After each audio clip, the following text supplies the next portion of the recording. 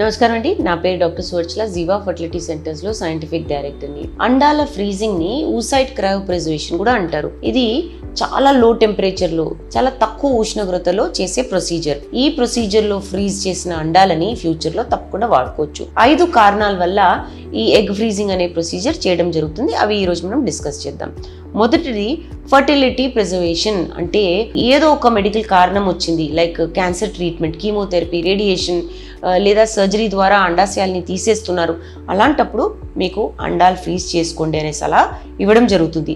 ఈ అండాలని మీ ట్రీట్మెంట్ అయ్యాక ఎప్పుడైతే మీరు పిల్లల్ని కనాలని అనుకుంటారో అలాంటప్పుడు వాడుకుంటూ తప్పకుండా మీరు ఈ ప్రొసీజర్స్ ట్రై చేయొచ్చు. నెక్స్ట్ ఏజ్ రిలేటెడ్, అంటే వయసు ఎక్కువ అవుతుంది, దానివల్ల కూడా మీరు ఫ్రీజ్ చేసుకోవచ్చు. ఆడోళ్ళలో వయసు ఎక్కువ అయ్యే కొద్దీ అండాల క్వాలిటీ పడిపోతూ ఉంటుంది. క్రోమోజోమల్ అబ్నార్మాలిటీస్ ఎక్కువ ఉంటాయి. ఈ అండాలని మనం న్యాచురల్గా ప్రెగ్నెన్సీ తెచ్చుకోవాలన్నా లేదా ప్రొసీజర్స్ ద్వారా ప్రెగ్నెన్సీ తెచ్చుకోవాలన్నా ఛాన్స్ ఆఫ్ అబ్నార్మల్ చైల్డ్, అంటే పిల్లల్లో అబ్నార్మాలిటీ ఉండడం అనేది చాలా కామన్, చాలా హై రిస్క్ ఉంటుంది.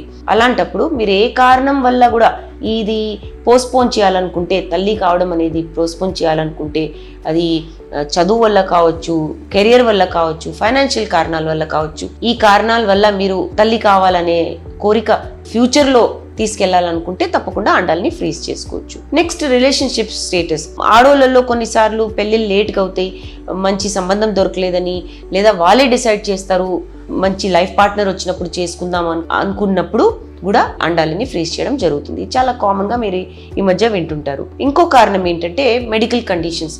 ఎండోమెట్రియోసిస్ ఉంది, ప్రీమెచ్యూర్ ఓవియరిన్ ఇన్సఫిషియన్సీ. ఇందులో ఏంటంటే అండాల నంబర్ పడిపోతూ ఉంటుంది. ఏజ్ బాగానే ఉంటుంది, కానీ ఈ అండాల క్వాలిటీ నంబర్ అనేది పడిపోతూ ఉంటుంది.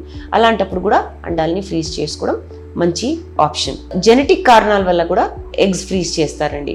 మీ ఫ్యామిలీ హిస్టరీలో జెనెటిక్ కారణాల వల్ల ఫర్టిలిటీ దెబ్బతింటుంది, లేదు మీకు కూడా జెనెటిక్ ప్రాబ్లమ్స్ ఉన్నాయి అనుకొని మీరు ఇంకా టెస్టులు చేయించుకోవాలనుకుంటున్నారు అనుకోండి, అలాంటప్పుడు అండాలని ఫ్రీజ్ చేసుకొని కొన్ని రోజుల తర్వాత కూడా ఇవి వాడడం జరుగుతుంది. లాస్ట్ కారణం ఏంటంటే అసిస్టెడ్ రీప్రొడక్టివ్ టెక్నాలజీస్లో మీరు IVF టెస్ట్ ట్యూబ్ బేబీస్ అని వినుంటారు, కానీ దీనిలో చాలా ప్రొసీజర్స్ ఉంటాయి. ఒకటేమో ఎగ్ బ్యాంక్ అంటారు, అంటే ఊసైట్ ఫ్రీజ్ చేసినప్పుడు, ఎగ్స్ ఫ్రీజ్ చేసినప్పుడు దాన్ని బ్యాంక్ లాగా తయారు చేయడం. అలాంటప్పుడు అండాలు లేని పేషెంట్కి ఈ బ్యాంక్ నుంచి అండాలు తీసుకుని ఇవ్వడం జరుగుతుంది. ఇది ఒక లీగల్ ప్రొసీజర్. మీరు కన్సెంట్స్ ఇవ్వాలి.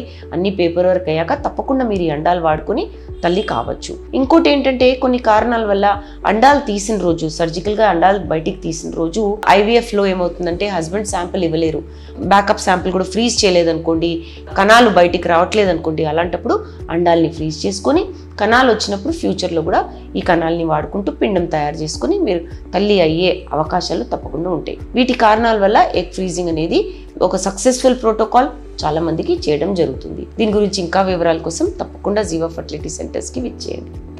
చాలా థ్యాంక్స్ అండి మా వీడియోస్ చూస్తున్నందుకు. మరిన్ని ఇలాంటి ఇంట్రెస్టింగ్ వీడియోస్ కోసం మా ఛానల్ని తప్పకుండా సబ్స్క్రైబ్ చేయండి. Thank you.